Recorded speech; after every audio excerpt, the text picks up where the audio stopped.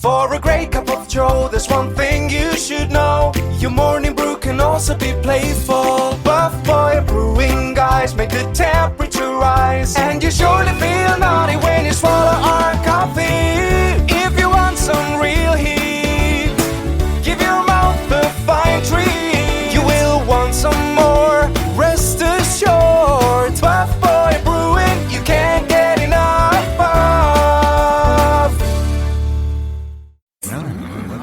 It's time for The Scribble, your weekly fix of celebrity chats, bizarre stories in the news, and basic random chatter with best-selling author and syndicated radio host Jeremy Bradley. Make sure your seat is in the upright and locked position and your barf bag is securely in place. Here's Jeremy Bradley. Thank you very much, Larson. Jeremy Bradley here. You know what? A busy show on The Scribble today, so I think we've got to cut the chit-chat short and almost get right into it. Again, you can also follow us on Twitter at The Scribble Show. That's at The Scribble Show. And you can subscribe on iTunes and SoundCloud. iTunes and SoundCloud. Week 67 here on The Big Show. And looking back at some of those interviews we had a couple of weeks ago on our 10-year anniversary broadcast of my radio show Top of the Charts, we had Margaret Cho, and then we had O-Town back together and heading out on tour this summer with 98 Degrees and a couple other bands from the past. So we've got Margaret Cho and one of the guys from O-Town joining us, and we're going to get right into it right after this. Ever had something to get off your chest but never had the balls to say it? That's a load of crap. Speak Free with JB.com is exactly what you've been waiting for. Your chance to tell it like it is and not care what anybody else thinks. Have your say on issues of the day. Join newspaper and radio columnist Jeremy Bradley as he tells it like it is. Hundreds of thousands of people have stopped by, including some well-known celebrities who have had a chat with JB and speak candidly about what's really going on in the world. You can join them too.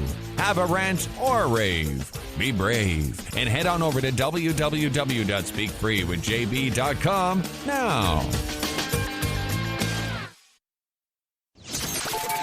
Well, we continue our celebration of 10 years on the air, welcoming back some of our favorite celebrity friends on the show. The hilarious Margaret Cho has a new album out.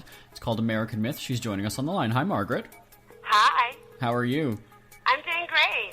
Good to hear. You know, we're going to talk about the new album in just a bit. Like I said, we're celebrating 10 years on the radio. We just got back from Mexico. I know you travel all over the world. I got to know, what's the craziest vacation you've ever had? The craziest? Yeah. Probably Tibet in 1999, Okay. which was rough because it was so high up. The altitude really affects me. So it's like having no air for 2 weeks. Oh my... And you order oxygen from room service, and it was really intense. It was beautiful. It was very, very rocky. Like, you know, you go up in the Himalayas and you just meditate with the people that live up there in the mountains and just are just at peace. It's just the wildest, strangely beautiful and strangely, like, it's hallucinogenic because you're so deprived of oxygen. So what does that do to you, though, once you get back to regular oxygen levels, though? Like, what does that do to your body? How do you feel? Oh, you feel like Superwoman. Like, you feel like Wonder Woman. Like, you could run really fast, and, like, you're much stronger for it. And spiritually, it's a beautiful country. I mean, it's a really... The religion is tremendous, and yet they're prosecuted then for being religious and devoted to the Dalai Lama. So I remember one day our touring party was blocked because there was an execution of a nun. And so we had to just like move her. It was so terrifying, but they still want to have their Dalai Lama back, and it's just so terrible. That's crazy. You know, not that I want to turn this into, you know, social commentary or debate, but, you know, we're going there. What do you think about society? Are people just overly sensitive? And I mean, even in terms of just comedy. Like, everything seems offensive, or people are offended nowadays.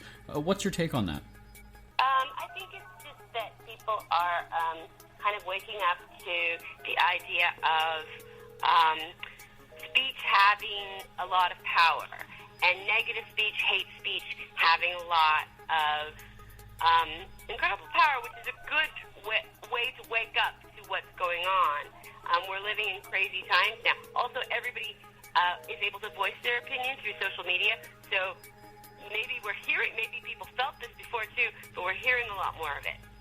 True, so people have a platform not only to express their hatred, let's say, but also their offense to things, is what you're saying. Yes, I think so. I think that we just now know about it, And also just everything, like, everybody has a camera phone, everybody can video things that happen in life, and that's sort of where we can get a lot of, like, you take things out of context, you can create outrage. This served us in a lot of ways because now we know so much more about police brutality, we know so much more about violence and all the stuff, but then there's all these other things that people can get really offended about that they may not understand because they weren't there. Right. With camera phones, I gotta ask you, let's have some fun with this. Have you, like, captured any moments that you've seen happening that, like, you really laughed about? No, I am so old that it takes me forever to figure out where the camera phone is, and then I'm just like, I always lose the moment. Okay, well. But in terms of comedy, you've been doing it for so long. Is anything off limits for you? Is there anything that you just won't joke about? Or do you know that because something will get people riled up, you do make a joke about it? I do. I really do actively try to offend people. I really think that is the comedian's job as well. But to do it in a way that is loving, which I know that sounds weird, but to do it in a way to make a point. And so I'm doing some very, very, very sort of off-confrontive material about, like, very confrontational about all of these anti-gay bills that are being passed. Like the the bathroom bills, and all of these things. I get very, very aggressive. Which is a good thing, but in the long run, I mean, comedy is about making people laugh and having a good time. Like you're saying, the point isn't necessarily to hurt, maybe to offend, sure, but you're bringing awareness because it's packing a punch, what you're saying. Right, like I want to talk about sexual abuse in comedy and in my music because in the darkness, in the silence and shame of abuse, that's where predators thrive. And the way that you can get through that and maybe eradicate all of this exploitation and abuse, you can shine a light on it, and it really has a very, very positive effect. But people get very upset. So in terms of I Want to Kill My Rapist, because that's where we're going with this one now, the title might say it all, but what was the thought behind the track? Set that up for me. Well, I am a survivor, and I wanted to write a song that expressed that. The rage that I have in me. It's not about actual violence. It's not about actual, like, hurting somebody that abused you, that raped you. It's about murdering the memory inside so that you stop hurting yourself. And it was a song that was written in about 20 minutes in a convent in San Francisco, where I was. And I played it that night, and people were screaming and crying, and they came up to me and they told me their stories about what happened to them. And the video is young people between the ages of 11 weeks and 18 years old, and one of the girls is a survivor also, and at 6 years old she put her abuser in prison forever. She stood on the stand at 6 in court and faced her abuser and put him away. And now she's 10, and she counsels victims who want to face their abuser in court, children and adults. And she's the star of the video. She's the one that jumps up with the knives, and she's a very, very, very, very talented martial artist. I gotta tell you, I get goosebumps just sort of hearing you say that. I can only imagine for you then to have this platform where you're not only meeting people, but also helping to convey, their message. How does that make you feel? It feels good. It feels healing, and it heals me. And it makes for powerful work, sometimes confrontational, sometimes upsetting, but it's, to me, the payoff of it is that maybe we can stop rape. Maybe we can stop child child molestation. Maybe we can stop it. I feel like there's a way to do it, and that is through this kind of art. There's also a track on your album. It's about your fat cat. Without getting us canceled, talk about the celebration that is your fat cat. Well, the word fat has always been used to hurt me my entire life, to shame me, and I've had eating disorders and really almost died from them. And the song is really a celebration of claiming the word fat and understanding that it's beautiful to be fat, and it's a human body, and it's that everybody has access to beauty, and fat is not an insult and not a slur. So that's what the song is trying to convey. Yeah, I guess in this day and age, like you mentioned, social media, there's fat shaming, slut shaming. It's almost like anything just to sort of get a reaction out of people, whether they're fat or not, which you're not fat, I've got to say. Sorry, Margaret, you're not. But you know, like... Well, the thing is that I'm fat in Hollywood terms. True. You know, I'm in everything I'm in, you know, that I am never considered a romantic lead because I'm overweight, because everybody is so thin. And I wear like a size 2, literally. Like, it's crazy how the way that the media portrays these women are so thin. And then, but when I go to Asia, I am Guinness Book of World Records fat. They've never seen a fat person. So I think many millennia of body shaming in Asian culture has sort of made people think that Asian women are naturally small, but we're not. Our society and our culture forces us to be that way. But in Hollywood, you know, come on, no. I appreciate eating more than 1 meal a week, 2 meals a week. I'm sure you do too. Oh, yes. And everybody's so thin, though, and I just don't know how they do it. But it's just, to me, it's just funny. Like, I've always been the most biggest one. And for women, I've always been the most giant one in anything I've ever done. And I'm small. Yeah. Yeah. Now, you've also taken it all off on Fashion Police. I'm talking about your hair. Seems like you're having a good time on that show. Regular gig now, or just staying as a guest? What's happening with that? Oh, it's a regular gig, yeah. I'm a co-host, and I plan to be there for as long as they'll have me. They're my family. I do this all for Joan Rippers, who was my mentor and my true idol. And so, you know, I get to be with Melissa, I get to be with Joan's family, literally, and I'm looking forward to honoring her. And Melissa and I are going to the Kennedy Center in June to do a big celebration of her life. That's going to be cool. And you also, so the album, it's called American Myth, and people can get it everywhere, right? It's everywhere, but people can go to my website, margaretcho.com, and they can find it. They can pay what they want. Doesn't matter. It's not for money. I just want people to heal and enjoy the videos and enjoy the songs. And I know that you're very active on social media, so people can stay in touch, Facebook, Twitter, all that, right? Yeah, I'm most active on Twitter. I actually almost answer everybody on Twitter. It's at Margaret Cho. So that's not, you're busy with your work, and then you're also socializing. But like I said, you're making a difference, so that's really what matters. Well, thank you. Well, Margaret Cho, thank you so much for joining us again today. Great chatting with you. American Myth, check it out, Margaret Cho's website. Isn't it crazy that you wait for payday, but before you know it, you're strapped for cash again? It's time to stop blowing your money and become a smart spender with the book, The Official Guide to Being an American Cheapskate at cheapskatebook.com. Learn simple ways to cut costs at home every day and during special times of the year. Don't go broke at Christmas. Don't remortgage the house for a fancy vacation. The book is filled with tips to save you money throughout the year. Check out the best-selling book, The Official Guide to Being an American Cheapskate at cheapskatebook.com or on Amazon and iTunes. Who are the Kardashians feuding with now? What did that little thug Justin Bieber do this time? Who's getting hitched? And who's headed for Splitsville? Hear the latest celebrity news and gossip every day on Entertainment Wrap-Up. The good, the bad, the ugly, but mostly the ridiculously hilarious. It's all recapped in this daily segment at entertainmentwrapup.com. Have a laugh at the expense of the rich and famous when they take themselves way too seriously. It's 3 minutes of time-wasting fun at entertainmentwrapup.com. Check out Entertainment Wrap-Up at entertainmentwrapup.com. Brought to you by Speak Free Books.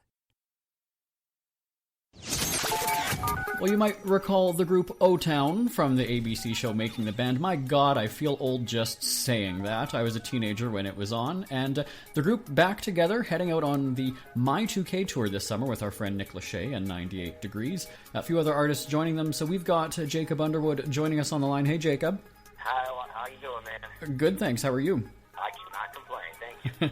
That's a big time for you guys. So, a tour planned this summer. You've got shows all over the country. So let's rewind a bit, okay? So over the years, there's been so much talk about the group. You guys took a break, and then you're back together. So you guys split for, what was it, about 9 or maybe 10 years? Yeah, it was right about the 10-year mark by the time we got back together. We thought it would be like 6 months, and that turned into a year, and then 2, and then 5. Before you know it, it was a decade. So let's talk about that, because I know, you know how there's always rumors and gossip, and it was this, it was that. What was it that made you guys part ways? It was in 2003, right? Yeah. So we got together in 99, and since then we had, averaged about 320-plus shows a year for 2 years straight. We had shot three seasons of Making the Band. By the time it got to a point where we could take a break, it was much needed. We thought, like I said, it was going to be 6 months. But we're like, okay, let's just go home, relax, see our families, hang out, and then we'll talk about getting back together again and, what the next record would be and how that would look. And then before you know it, Ashley got into some acting jobs he was really wanting to do, and then I moved to Nashville. Dan started a family, and before you know it, years were going by quicker than you can count them. And then it got to a point where we kind of went, if we're going to do this, we should do it at the 10-year mark, because it kind of feels like now or never. And so we decided to do it. And, the fans were the ones that kept pushing us. Now that they've come out to the shows, we're going to keep going. Yeah, so you guys were how old, though, when you were doing the TV show? 19. Yeah, so, well, that's exactly it, right? Yeah. You want to have a bit of your youth still. You don't want all of a sudden have that Bieber success and then all the trouble that comes along with that. You know what I'm talking about. Yeah, no, we didn't go crazy. I don't think we had the money like that, with the Blue Pearlman fiasco, everything that had happened that same year, and him going to jail. It would seem like the right time to take a break. Yeah. And we were like the last boy band to come in, late. Eric's analogy is funny. It's like, that scene in Indiana Jones where he's going through and he leaves his hat, reaches through and grabs it at the last second. Yeah. It's like, that's us in pop music. Then we were like, accepted because of the TV show. I don't know if we didn't have it, if we would have been accepted like we were. But that kind of closed the door on that whole pop scene, and it's been gone, and it was, like I said, for us, a nice break. But it's fun that it's resurging, because we get to go out with Dream, Ryan, 98, these guys we haven't hung out with in like a decade, and it seems like this long-lost fraternity. It's pretty fun. Well, and you guys, Making the Band was sort of the first of the reality shows when it comes to, like music and putting together a band, right? Or was there any before that? No, we were actually the first reality show on a major network shortly after came Survivor. So at the time, we weren't as proud of it as we are now, because we were just focused on music. But seeing how long reality shows have kept in pop culture, now it's kind of like, all right, that's cool that we were able to start that. At the time, they thought it'd be a flash in the pan, just cheap TV. But it's funny how we've changed all of our viewing to more reality-based shows. Well, it's cheap and more vicious now, I think, if anything. Yeah, and they've got it down. If you watch our show, like, all of our shirts had tape across the chest. We weren't allowed to wear logos. We got used to stripping logos off bottles or any, like, Coke or anything that we would, like, be drinking at the time. And now everything's product placement. Right. So they've got it down where it's like, this is a moneymaker, it's easy TV, easy cast. So, it makes sense that it stuck around, but we were the guinea pigs for sure. What's your craziest memory from the show and the experience you had? Oh, man. They all kind of come flooding in at once. I mean, one memory, I guess we were in Orlando and kind of famous ahead of time, so they would, like, cover our faces so nobody knew who we were, and we were told about the party. You kind of got a feel for all of that on the show. But I think Clive Davis, like, stepping on stage in New York and handing us our platinum record, that was a big one for all of us. I know that you guys had some ups and downs with labels and management, let's say. Your bio on the website says that you guys experienced how, quote, complicated and sometimes corrupt the industry can be. A quote from your website. So explain exactly what that means.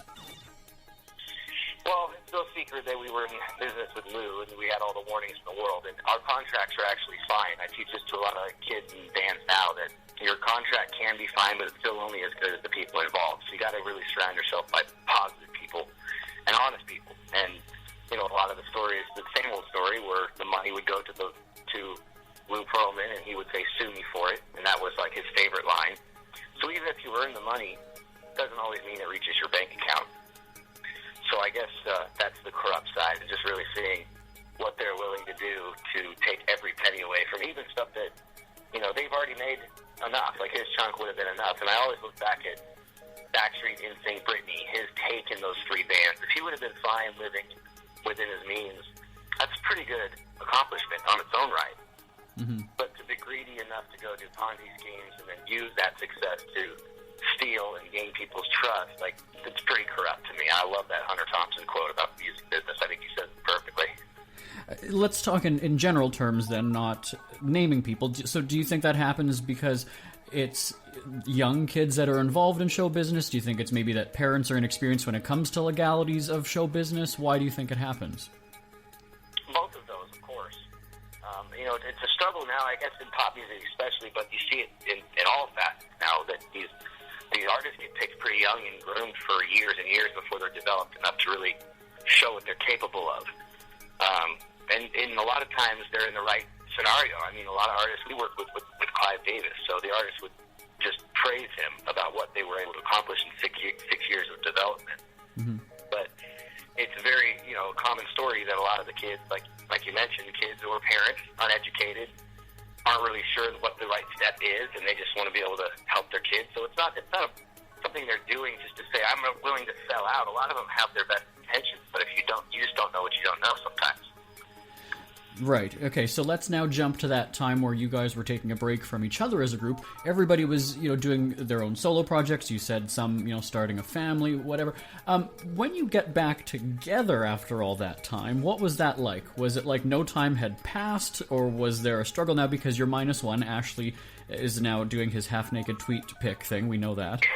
Yes.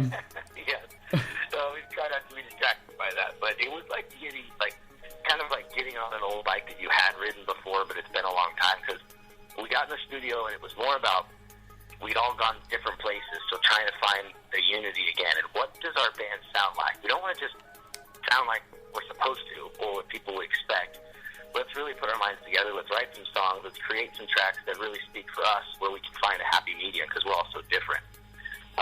It really was like, once we found Skydive, I think that catapulted us into going, okay, we're on something here. So we kind of just got in the studio and finished the album in about 6 weeks.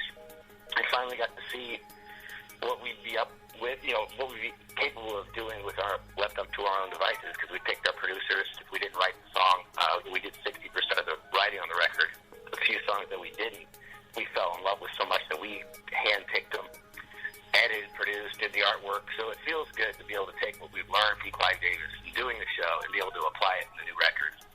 Let's back up though for a second. So you lose essentially somebody from the band. You went from 5 to 4 people. Everybody brings talent, as you say, so their own sound to the music. Were you considering replacing and filling the 5th spot, or just continuing on as 4? What was the thought process at that time? Well, we kind of joked about, let's do a contest to see who we could find. That kind of went away quickly though, because we all had developed as artists, and there were already 5 singers, and our band, we have 5 solo singers, so it's always tough to find parts. And I swear it's so much easier with 4 people. I'll give you an example. Right off the bat is our choreography. If something goes wrong with 5 people, there's no way to save it. If you've got 4 people, you can always go, oh, you're standing there? Okay, I'll just go to the other side and fix it. So we've gotten away with a lot more. Kind of like it with 4. Well, you had that great Miss America performance years ago, right? Oh, man. Pinnacle of our career. If anybody doesn't know what we're talking about, just YouTube it. Because, it was okay. I didn't think there was anything incredibly wrong, but in that moment, do you remember what you were thinking? I was thinking, oh my God, when is this going to end? I still don't think, honestly, at this stage, after singing with these guys for 16 years, or even just singing in general for 16 years, if I were in that same position, if I would be able to do it right still, because we had no ears, so you heard the track slapping back with a 3-second arena delay, but you're having to sing on time. So you're trying to sing way ahead of the track and hoping that it catches up. and not only do that, but you're trying to do it in 4-part harmony while you're dancing and trying to hear a track bouncing off the room. So it was pretty difficult, and it was definitely not the way we saw our first live performance, but I feel like we've corrected that. Thank God. Maybe it's just me. I would have just run off the stage. I would have left the 4 on there. I would have just head for the hills. It was pretty scary because everybody's looking at each other like, can you hear? Can you hear the track? But then the ears come out and you're just like, I mean, it was kind of a stressful moment. You just got to laugh that stuff off. Well, and I don't even know how many decades of experience somebody could have. How do you come out of that? I'm sure the pros. Yeah, I think it's impossible. Like, I do the national anthem in the stadiums where you hear yourself in a 3-second delay, and you can focus because you're in charge. You just can't focus on what you're hearing. But when you're relying on, I have to sing to that track, but I'm not hearing that track for a 3-second delay. How do I sing 3 seconds ahead to try and time it out? I mean, I still don't think I'd be able to do that right. It'd be a good test, though. Well, here's hoping there's better equipment on this tour. So I mentioned at the top. Yes, I don't think that'll happen. Tell us about the tour. My 2K tour, right?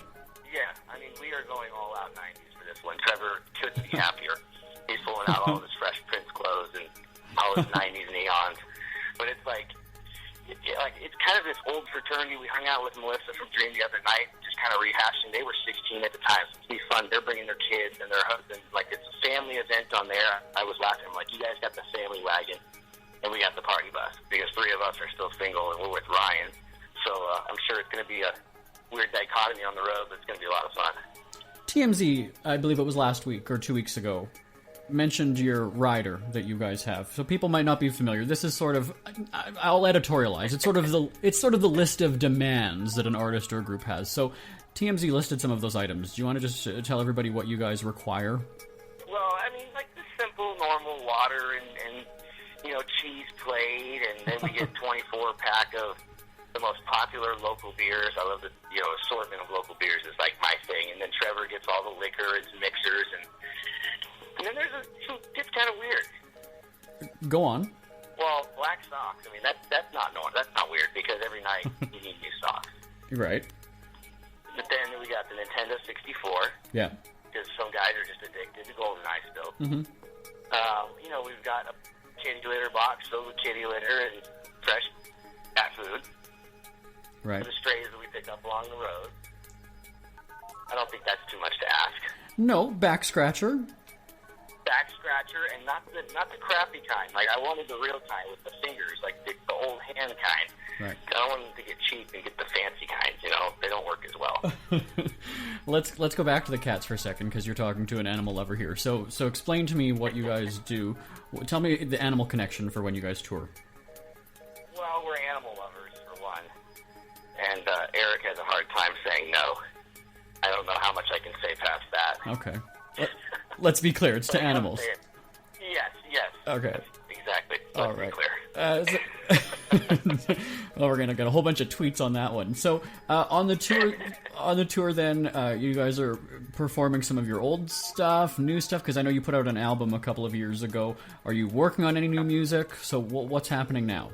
Well, we're not going to surprise anybody with something they haven't heard, because I think the biggest, most the advantage and most fun for this tour is to play the stuff that people remember from the old days, because we are really reliving how fun it was to be young and listen to these songs like Liquid Dreams and not know what the words meant. And now we all do, and we can drink together and laugh about it. So we'll do all of our singles, all the stuff that we have videos for. We mix it up with a couple of covers in there to kind of do a live mashup, and then we do a handful of the new ones. You mentioned Liquid Dreams. Sum up for me what it means then. Can you, in 5 words, give me 5 words to give me the synopsis. I got 2 words for Okay. you. Nocturnal emissions. All right, we're going to leave it at that. We didn't even have to bleep it. Look at that. Everybody was panicked there for a second. We're good. We're okay. Keep it PG. People can check out all of the tour details online, right? There's a website for it? Yeah, my2ktour.com, and you can get the tickets there, and they have all kinds of perks. Our website, we're selling our VIP package through otownofficial.com, and you can find us at otownofficial at all the socials. Stay up to date with what's coming on with the tour. Well, it sounds like it's going to be an exciting summer. Jacob Underwood from O-Town, thanks for joining us, and good luck on the tour. My pleasure, man. talk to you soon, and we'll see you guys out there. All right, sounds good. Thanks very much. Thank you, man. We hear you chirping. Get scribbling. Tweet up the Scribble at The Scribble Show. Join the discussion with Jeremy Bradley. It's all going down right now on Twitter at The Scribble Show and at thescribbleshow.com. My name is Jeremy Bradley, and this is The Scribble. I will talk to you same time, same place next week. We're out of time. Bye-bye, everybody. Talk to you then. Want more Scribble? Check out thescribbleshow.com for past shows, celebrity interviews, cheapskate tips, and more. That's at thescribbleshow.com and on Twitter at The Scribble Show. The Scribble is a speak-free media presentation. If you want some real heat